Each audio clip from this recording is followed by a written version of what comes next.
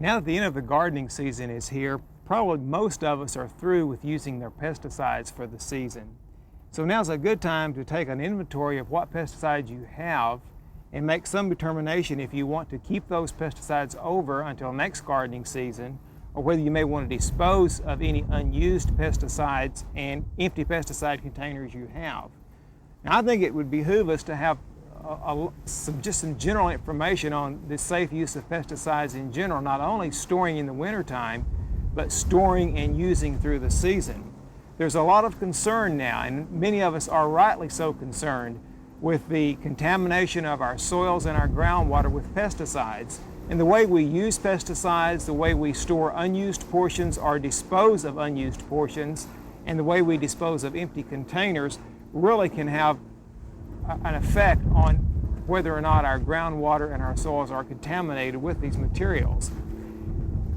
I think one of the first and most important tips that we need to keep in mind in using any type of pesticides are to first of all purchase those pesticides that we're going to be using in rather small quantities. Most pesticide manufacturers will not guarantee their product for more than 2 years. And many of our pesticides do lose their effectiveness within 2 to 3 or even 5 years. So it's really to our advantage to buy small quantities of pesticides on what we'll use in that season, keep them in their original container, of course, and then use them for that season, and then dispose of those that, if there's just a little bit of them left, or overwinter, or keep those pesticides, if you do have some left, in the proper storage method through the winter time. I did mention that it is important to keep those in the proper container. First of all, if you keep these in the container in which you purchase them, then you know that you have your label on there, you can read the label directions, you can look at precautionary measures, and you can look at that type of information that will give you the information you need as far as safe storage and safe use of the pesticide. But oftentimes we see people purchasing pesticides in large quantities, maybe sharing those with a neighbor, and even putting them in containers such as this. For example, here is some pesticide that's been put in an old plastic container with just the name of the pesticide written on the top, and now the top of that container has become deteriorated and crushed in a very, very unsafe way, of course, to store or use pesticides. We may also find that if we keep pesticides around for many years, even the container that they originally were purchased in will begin to deteriorate, so that you lose some of the important information from that pesticide.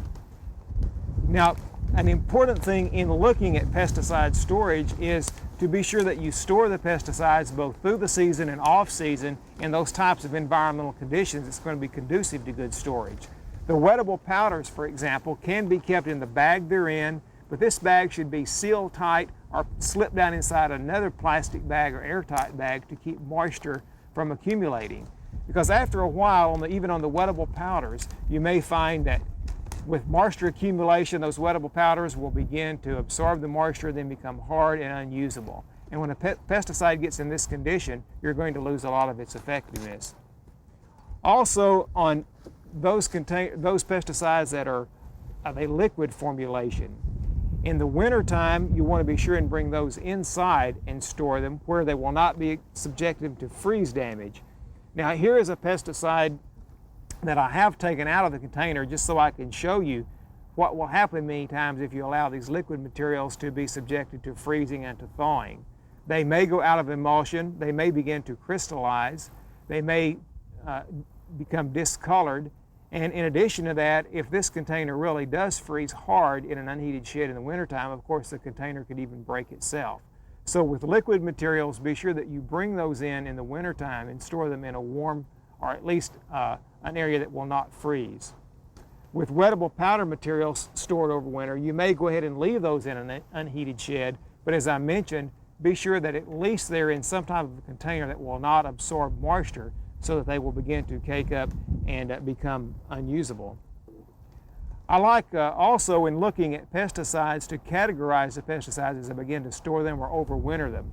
For example, those materials such as the dandelion killers or the broadleaf weed killers that may have a volatile herbicide in them should be stored in a different area than the other pesticides.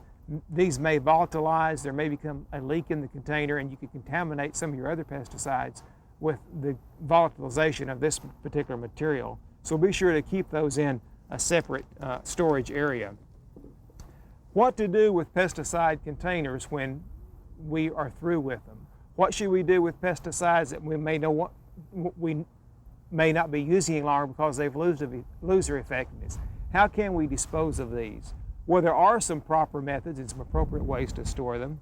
If you have a pesticide in which there is only a very small amount left in the container, and you know that you're not going to be using that pesticide anymore, then treat that just like an empty container treatment would be, and that's through proper disposable methods. With these pesticides, whether it be a wettable powder or a liquid material, take the pesticide in the container, wrap it several times in newspaper,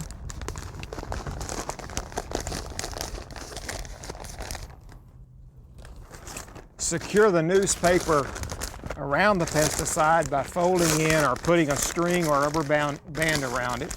You may even want to slip this pesticide container then down inside another paper bag, and then just before the trash is to be picked up in your area, then just slip it down into the trash container. This is the accepted way to dispose of small amounts of pesticides and also small or empty pesticide containers. Now, there is a limit on this, of course, that we should observe, and that limit is about a gallon of liquid material or about 10 pounds of a wettable powder material at any one disposable period. But by treating pesticides safely and also by disposing them in the proper method, we can help protect our environment and have a very safe and a successful gardening season.